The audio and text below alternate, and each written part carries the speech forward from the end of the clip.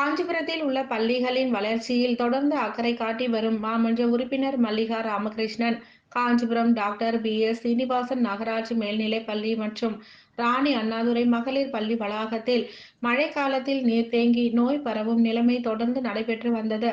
இதனை தடுக்கும் வகையில் மாமன்ற உறுப்பினர் மல்லிகா ராமகிருஷ்ணன் சீரிய முயற்சியில் தொடர்ந்து ஈடுபட்டு வருகிறார்.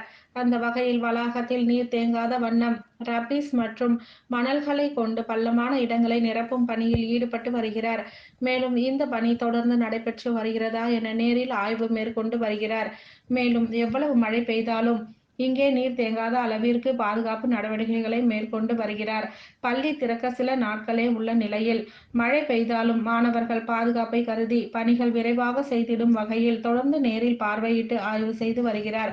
இவருக்கு அப்பகுதி வாசிகளும் ஆசிரியர்களும் வாழ்த்துக்களை தெரிவித்து வருகின்றனர்.